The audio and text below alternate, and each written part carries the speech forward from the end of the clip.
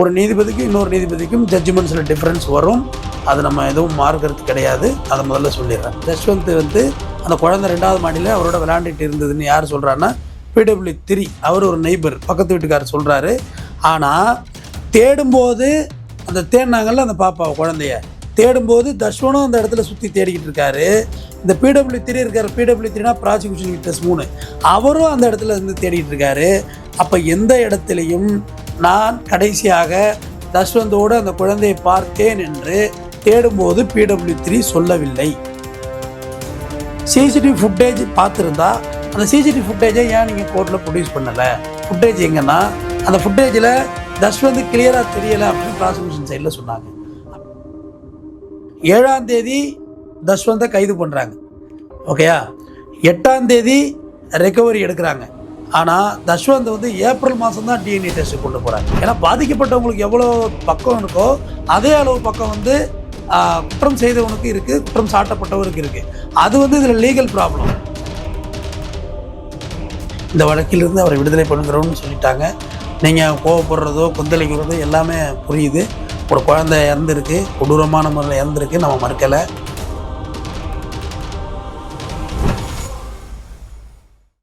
வணக்கம், நான் உங்கள் தமிழ்வேந்தன். சிறுமி ஆசிரி கற்பழித்து எரித்து கொலை செய்யப்பட்ட வழக்கில் குற்றவாளி தஷ்வந்த் விடுதலை செய்யப்பட்டு விட்டார்.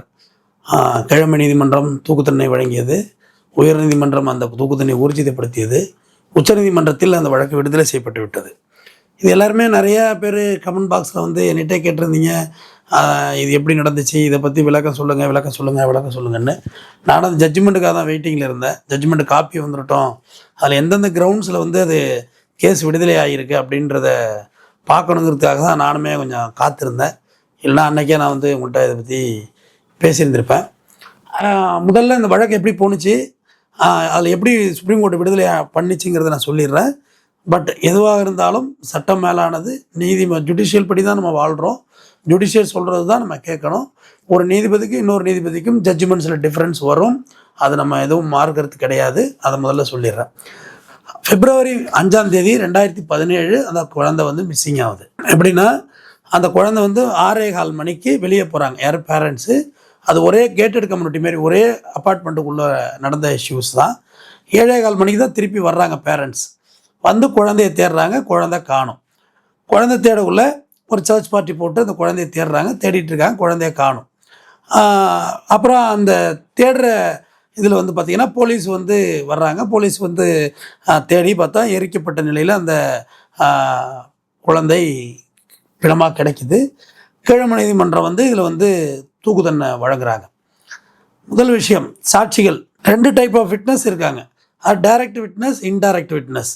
டைரக்ட் விட்னஸ் பார்த்திங்கன்னா ஐ விட்னஸ்ஸு, கண்ணால் நேரடியாக பார்த்த விட்னஸ், இதெல்லாம் டைரக்ட் விட்னஸில் வரும். இன்டைரக்ட் விட்னஸ் பார்த்திங்கன்னா சர்க்கம்ஸ்டான்ஷியல் எவிடன்ஸ், சூழ்நிலை சாட்சியம், மற்ற விஷயங்கள்லாம் இன்டைரக்ட் விட்னஸாக வரும். இந்த இன்டைரக்ட் எவிடன்ஸில் பார்த்திங்கன்னா இந்த சூழ்நிலை சாட்சியம் இது எல்லாத்தையும் வச்சு வரக்குள்ள லாஸ்ட் சீன் தியரி, அதான் கடைசியாக என்ன நடந்துச்சு, கடைசியாக யார் பார்த்தா என்ன நடந்துச்சுங்கிறது லாஸ்ட் சீன் தியரி. அடுத்த ரெக்கவரி ஆஃப் ஆர்டிகல், என்னென்ன அந்த வழக்கில் பறிமுதல் செய்யப்பட்டது அப்படின்றத இதில் பார்ப்பாங்க. Recovery of articles, section 270 recovery of articles, இது எல்லாத்தையும் பார்ப்பாங்க. இதில் பார்த்தீங்கன்னா கடைசியாக யார் இருந்தா அப்படின்னு பார்த்தீங்கன்னா ஒரு மனிதர் இருக்கார், ஏன்னு ஒரு மனிதர் இருக்கார், பின்னு ஒரு மனிதர் இருக்கார். ஏ கொலை செய்யப்பட்டிருக்கார். அப்போ பிங்கிற மனிதர் கூட இருந்தார். அப்போ அந்த பிங்கிற மனிதர் கூட இருந்தாருங்கிறத சிங்கிற ஒரு மனிதர் கன்ஃபஸ் பண்ணணும். அவர் கூட இருந்ததை நான் பார்த்தேன், கடைசியாக அவர் தான் இருந்தார் அப்படின்றத இவர் பிஏ பி தான் கொலை செஞ்சாருன்னா பிஏ சொல்கிறதுக்கு ஒரு ஸ்ட்ராங்கான எவிடன்ஸ் வேணும். இந்த வழக்கில் அப்படி இல்லை. கடைசியாக பார்த்தா 2வது மாடியிலேருந்து இவர் வந்தார், தஷ்வந்த் அந்த குழந்தை 2வது மாடியில் அவரோட விளையாண்டுட்டு இருந்ததுன்னு யார் சொல்கிறான்னா PW3 அவர் ஒரு நெய்பர் பக்கத்து வீட்டுக்காரர் சொல்கிறாரு. ஆனால் தேடும்போது அந்த தேடினாங்கல்ல அந்த பாப்பா குழந்தைய தேடும்போது தஷ்வனும் அந்த இடத்துல சுற்றி தேடிக்கிட்டு இருக்காரு. இந்த PW3 இருக்கார், PW3னா ப்ராசிக்யூஷன் விட்னஸ் 3, அவரும் அந்த இடத்துல தேடிட்டு இருக்காரு. அப்போ எந்த இடத்துலையும் நான் கடைசியாக தஷ்வந்தோடு அந்த குழந்தையை பார்த்தேன் என்று தேடும்போது PW3 சொல்லவில்லை.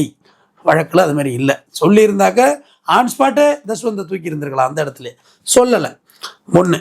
அடுத்து எஃப்ஐஆர் போட்டாங்கல்ல, அந்த எஃப்ஐஆரில் இந்த விஷயத்த சொல்லலை. தஷ்வந்த் கடைசியாக அந்த குழந்தையோடு இருந்தார் இப்போ அப்படிங்கிற விளையாண்டுக்கிட்டு இருந்தார் அப்படின்ற தகவல் இதில் பதிவு செய்யப்படவில்லை. இது எல்லாமே சந்தேகத்தின்பாலும் காவல்துறை போட்ட வழக்கு என்று சுப்ரீம் கோர்ட் ஃபீல் பண்ணிச்சு. இது 2 விஷயம் முக்கியமான விஷயம் இதில். ஏன்னா அப்போயே வந்து குழந்தை வந்து 2வது மாடியில் இருந்தது அப்படின்றத சொல்லியிருந்தாலே இந்த வழக்கு கண்டிப்பாக அந்த இடத்துல ஸ்டடி ஆகியிருந்திருக்கும். அடுத்து இந்த வழக்கில் மிக முக்கியமானது சிசிடிவி ஃபுட்டேஜ். இந்த சிசிடிவி ஃபுட்டேஜ் பார்த்திங்கன்னா உடல் வந்து ஒரு பேக்கில் வச்சு எடுத்துகிட்டு போனாங்க, ஒரு கட்டப்பையில் எடுத்துகிட்டு போனாங்க அப்படின்றது சிசிடிவி ஃபுட்டேஜ். அந்த சிசிடிவி ஃபுட்டேஜை கோர்ட்டில் ப்ரொடியூஸ் பண்ணலை. ஏன்னா அந்த சிசிடிவி ஃபுட்டேஜை பற்றி யார் சொல்கிறான்னா குழந்தையின் பெற்றோர்கள் சொல்கிறாங்க, நாங்கள் தான் போலீஸோடு சேர்ந்து சிசிடிவி ஃபுட்டேஜ் பார்த்தோம் அப்படின்னு. சரி, சிசிடிவி ஃபுட்டேஜ் பார்த்துருந்தா அந்த சிசிடிவி ஃபுட்டேஜை ஏன் நீங்கள் கோர்ட்டில் ப்ரொடியூஸ் பண்ணலை அப்படின்றது சுப்ரீம் கோர்ட்டோட கேள்வி. ஏன்னா நீங்களாவே ஃபுட்டேஜை பார்த்தோம்னு சொல்லி கூட இருக்கலாம்ல. ஃபுட்டேஜ் எங்கன்னா அந்த ஃபுட்டேஜில் தஷ்வந்த் கிளியராக தெரியலை அப்படின்னு ப்ராசிக்யூஷன் சைடில் சொன்னாங்க. அப்போ கிளியராக தெரியலைன்னா அது அவராக கூட இல்லாமல் இருந்திருக்கலாம்ல, நீங்களாக சொல்லலாம்ல, ஒரு அனுமானத்தில் சொல்லலாம்ல. ஸோ அந்த விட்னஸ்ஸு அடிபட்டு போகுது. எது சயின்ஸ் பூர்வமான விட்னஸ் காலி ஆகிடுது. 2வது விஷயம், ஏன்னா அடுத்தது ஒரு பைக்கில் கொண்டு போனார் இந்த பேக்கான்னு சொன்னாங்கல்ல, பைக்குடைய கலர், பைக்குடைய நம்பர், என்ன பிராண்ட், அதாவது பஜாஜ், சுசுக்கி, இப்படி ஏகப்பட்ட பிராண்ட் இருக்குல்ல, பல்சர், இந்த மாதிரி நிறையா சொல்கிறாங்கல்ல, அந்த மாதிரி பைக்குடைய பிராண்டு என்ன, அது என்ன மாதிரி வெஹிக்கிள்ஸ், இல்லை மொபைல் டைப்பா இல்லை ஸ்கூட்டி டைப்பா அப்படின்றது இந்த வழக்கில் வரலை. லோயர் கோர்ட்லேயும் அது இல்லை, ஹைகோர்ட்லேயும் அது கன்ஃபார்ம் பண்ணல. இதெல்லாம் ஒரு ஆதாரமாக எடுத்துகிட்டு வந்தாங்க. அடுத்தது டிஎன்ஏ. இப்போ உதாரணத்துக்கு ஒரு இடத்துல ஒரு நடந்திருக்கு, முன்னாடி பார்த்தீங்கன்னா கத்தியால் குத்துறாங்கன்னா இந்த குத்தப்பட்ட இடத்துல உள்ள என்னோடய ஃபிங்கர் பிரிண்ட்டு, அந்த கத்தியில் சிதறி இருக்கிற ரத்தம், அது வந்து அக்யூஸ்ட் மேலே சிதறி இருக்கும். அந்த சிதறின ரத்தம் இந்த சட்டை, இப்போ இந்த சட்டை குத்துப்பட்ட ஒரு சட்டை, இப்போ இறந்த ஒரு சட்டை இதுன்னு வச்சுக்கோங்க, இதில் உள்ள பிளட்டு அந்த அக்யூஸ்டுக்கு ஒரு சட்டை கொண்டு வருவாங்க, இந்த நிறத்தில் அக்யூஸ்டு பிடிச்சோன்னு, அதில் சிதறி இருக்கும். அதையும் மேட்ச் பண்ணாங்க. இது ஒரு காலத்தில் பிளட் சாம்பிள்ஸ் வச்சு பண்ணாங்க, கத்தியில் வச்சு பிளட் சாம்பிள்ஸ் எடுத்தாங்க. அப்புறம் ஃபிங்கர் பிரிண்ட்டு உங்களுக்கு எல்லாமே தெரிஞ்ச ஃபிங்கர் பிரிண்ட்டை வச்சு பண்ணாங்க. ஆனால் இப்போ அது ஒருபடி மேலே போய்ட்டு சயின்ஸ் விட்டஸ் டிஎன்ஏ. அப்போ அந்த குழந்தையுடைய உள்ளாடைகளை நீதிமன்றத்துக்கு உடனடியாக என்ன பண்ணியிருக்கணும், அந்த உள்ளாடைன்னா அந்த உள்ளாடை ஒரு பெரிய கவர், பேக்கிங் கவர் போட்டு, ஏன்னா அது வந்து ஏவாப்ரேட் எதுவும் ஆயிடக்கூடாது, அந்த செமன் எதுவும் ஏவாப்ரேட் ஆகிடக்கூடாது, இல்லை அழிஞ்சிடக்கூடாதுங்கிறதுக்காக இமிடியேட்டாக காற்று பூராத ஒரு பேக்கிங் பண்ணி உடனடியாக அதை மேஜிஸ்ட்ரேட்டில் ப்ரொடியூஸ் பண்ணணும். மேஜிஸ்ட்ரேட்டும் அதை காலம் தாமதிக்காமல் அதை உடனே லேபுக்கு அனுப்பிடணும், டெஸ்ட் லேபுக்கு அனுப்பணும். இது இந்த வழக்கில் நடைபெறவில்லை. ஸோ டிஎன்ஏவும் கான்ட்ரவர்சியாக போச்சு, கான்ட்ரடிக்ஷனாக இருக்குது. அதனால் அது ஒரு முக்கியமான காரணம். அதாவது தஷ்வந்த் விடுதலை எல்லாருக்கும் ஒரு அதிர்வலையை ஏற்படுத்தியிருக்கு, நம்ம இல்லைன்னு சொல்லலை. ஆனாலும் நம்ம வழக்கின் சாராம்சம்ங்கிறது இன்டெப்த் ஆஃப் கேஸ் பார்த்திங்கன்னா இந்த சுச்சுவேஷன்லாம் இருக்குது. ஏன்னா இது எல்லாத்தையும் இந்த ஒரு சேர கொண்டு வந்திருக்கணும். ஏன்னா டிஎன்ஏலாம் வெரி இம்பார்ட்டன்ட். அது அந்த இப்போ உதாரணத்துக்கு இது வந்து உச்சநீதிமன்றம் வந்து லேப்ஸ்ன்னு சொல்லுது. இதெல்லாம் வந்து ரொம்ப லேட் ஆயிடுச்சு, இதெல்லாம் வந்து தஷ்வந்தாக இருக்காது, வேறு யாரோ பண்ணது, நீங்கள் இவனை ப்ளேம் பண்ணுறீங்கிற மாதிரி தான் சுப்ரீம் கோர்ட்டு இந்த விஷயத்தை ஃபீல் பண்ணாங்க. ஏன்னா டிஎன்ஏ டெஸ்ட் வந்து மேட்ச் ஆகலைங்க உள்ளேயே, அதுவே பெரிய குழப்பம். பிகாஸ் 7ஆம் தேதி தஷ்வந்தை கைது பண்ணுறாங்க, ஓகேயா, 8ஆம் தேதி ரெக்கவரி எடுக்கிறாங்க. ஆனால் தஷ்வந்த் வந்து ஏப்ரல் மாதம் தான் டிஎன்ஏ டெஸ்ட்டு கொண்டு போகிறாங்க. அப்போ எவ்வளோ பெரிய லேக், எவ்வளோ பெரிய தொலைவு பார்த்தேங்க. பிப்ரவரி எங்கே இருக்குது, ஏப்ரல் எங்கே இருக்குது, இதெல்லாம் வந்து ஒரு செயின் ஃபங்க்ஷன் இல்லை இந்த கேஸில் அப்படின்னு சொல்கிறாங்க. செயின் ஃபங்க்ஷனை தொடர்ச்சியாக இது நடந்துக்கிட்டே இருக்கணும் அப்படின்றது இல்லை அப்படின்றத உச்சநீதிமன்றம் சொல்லுது. இது ஒரு ஜோடிக்கப்பட்ட வழக்காக இருக்குமோன்னு தான் நாங்கள் ஐயப்படுகிறோம். ஏன்னா ஒரு சந்தேகம் வந்துட்டாலே அதுக்கு பிறகு தண்டனை கொடுத்துட மாட்டாங்க. ஏன்னா உயிரை பறிக்கிற தண்டனை, பனிஷ்மெண்ட்டு, கேபிட்டல் பனிஷ்மெண்ட்டு, அதுக்கு மாதிரி நீதிமன்றம் இல்லை, உச்சநீதிமன்றத்துக்கு அடுத்த கருணை மனு தான். ஸோ அதோட இந்த விஷயம்லாம் இவ்வளோ லேப்ஸ் இருக்குது இந்த வழக்கில். இந்த வழக்கை எப்படி நீங்கள் இப்படி கன்ஃபர்மேஷன் பண்ணி கொண்டு வர்றீங்க? ஸோ இது ஜோடிக்கப்பட்ட வழக்காக இருக்குமோ அப்படின்றது தான் உச்சநீதிமன்றம் சொல்லிச்சு. மொத்தம் 3 காரணத்தில் தஷ்வந்த் விடுதலை. நீங்கள் அடிக்கடி கேட்டீங்க என்ன ரீசன்னால் விடுதலை செய்யப்பட்டார் சார், அந்த 3 காரணம்னு சொல்கிறான். முதல் விஷயம், லாஸ்ட் சீனில் பார்த்தவங்கன்னு சொன்னவங்க பிஃபோர் காவல் என்கொயரிலையும் சொல்லலை, பிஃபோர் கோர்ட்லேயும் சொல்லலை, அங்கே வச்சு விசாரித்தப்பையும் சொல்லலை. அவங்க கடைசியாக வந்து அது ஒரு விஷயம். அடுத்து சிசிடிவி ஃபுட்டேஜ் அவர் இருக்கிறார் அப்படின்னு சொல்கிறது வந்து சிசிடிவி ஃபுட்டேஜ் ஆவணமாக தாக்கல் செய்யப்படவில்லை. அது மட்டும் இல்லாமல் சிசிடிவி ஃபுட்டேஜில் அவர் கிளாரிட்டியாக இல்லை. கிளாரிட்டியாக இல்லாதனால வேற ஒருத்தர் போயிருக்கலாம். ஆனால் தஷ்வந்த்னு ப்ரூவ் பண்ணுறதுக்காக தான் அந்த சிசிடிவி நீங்கள் ஃபுட்டேஜை கோர்ட்டில் சப்மிட் பண்ணலைன்னு நீதிமன்றம் சுப்ரீம் கோர்ட்டு கிளியராக சொல்லியிருக்கு. மூணாவது விஷயம் சயின்டிஃபிக் விட்னஸ். மூணே விஷயந்தான்.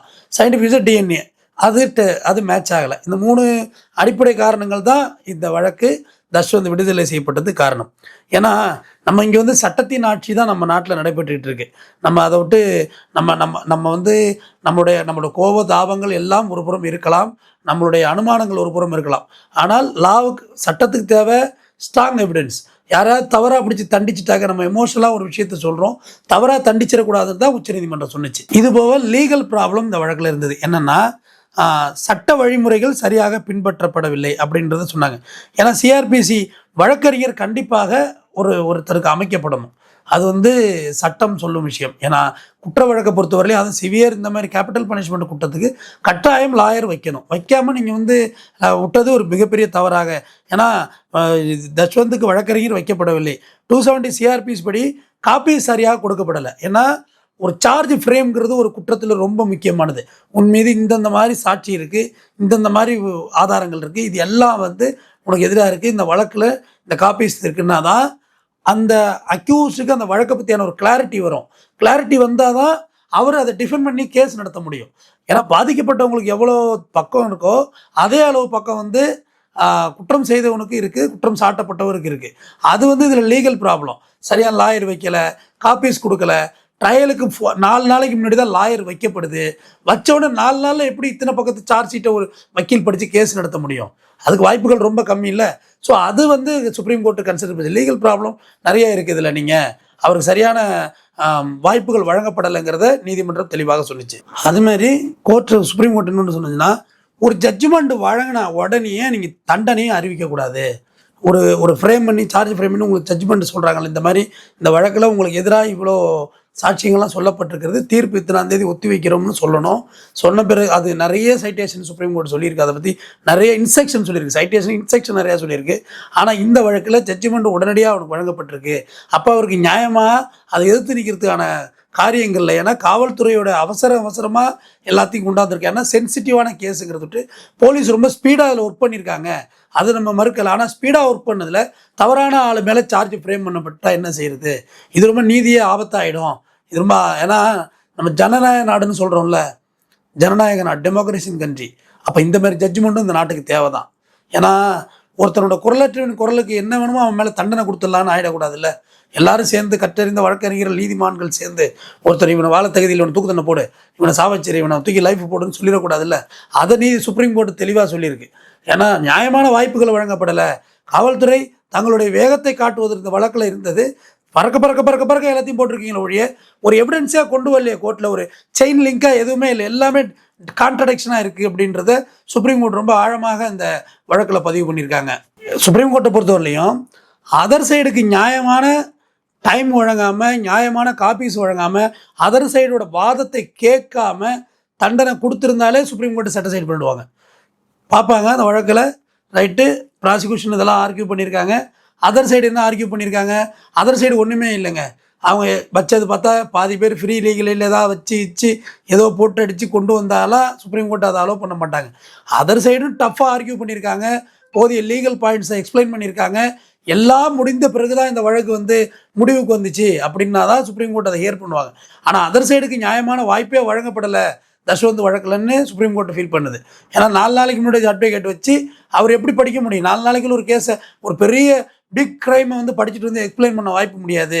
அதனால் அவருக்கு நியாயமான வாய்ப்பு வழங்கப்படலை அப்படின்றத சுப்ரீம் கோர்ட்டு மிக தெளிவாக சொன்னிச்சு. நீங்கள் கேட்ட கேள்விக்கான பதில் இதுதான். இதற்கான தான் சுப்ரீம் கோர்ட் விடுதலை பண்ணாங்க. சுப்ரீம் கோர்ட்டும் சும்மா கிடையாது, எல்லாரை விட கற்றறிந்த வழக்கறிஞர்கள், நீதிபதிகள் உள்ள இடம். அவங்க ஆய்வு பண்ணி தான் கொடுத்துருந்தாங்க. ஆய்வு பண்ணி கொடுத்ததில் அவருக்கு இவ்வளோ நியாயமான இது வழங்கலை. சந்தேகத்தின் பலனை, ஏன்னா அரசு தரப்பு போலீஸ்காரவங்களோட மேலே நீங்கள் அவசரமாக போட்டதோட சந்தேகத்தின் பலனை நான் எதிரிக்கு சாதகமாக அடித்து இந்த வழக்கிலிருந்து அவரை விடுதலை பண்ணுகிறோன்னு சொல்லிட்டாங்க. நீங்கள் கோவப்படுறதோ கொந்தளிக்கிறதோ எல்லாமே புரியுது. ஒரு குழந்தை இறந்துருக்கு, கொடூரமான முறையில் இறந்துருக்கு, நம்ம மறுக்கலை. நம்ம அதுக்கான நீதிமன்றங்கிறது ஒரு அமைப்பு, ஒரு செக்டார். சட்டத்துறையை வழிநடத்துவதற்கு மிக முக்கியமானது எக்ஸிக்யூஷன் அத்தாரிட்டி. அவங்க கொடுத்த ஜட்ஜ்மெண்ட் இது. நம்ம அதில் ஒன்றும் கிரிட்டிசிசம் இல்லை. ஆனால் நம்ம இனியா தப்பு செஞ்சுட்டு யாரோ எங்கேயோ சிரிச்சுக்கிட்டு சந்தோஷமாக இருக்க முடியாது. இயற்கைன்னு ஒன்று இருக்குது, பிரபஞ்சம்னு ஒன்று இருக்குது. அது யார் தவறு செஞ்சிருந்தாலும் அது கண்டிப்பாக தண்டனை வழங்கும். பிறதொரு சம்பவத்தில் உங்களை சந்திக்கிறேன். நன்றி.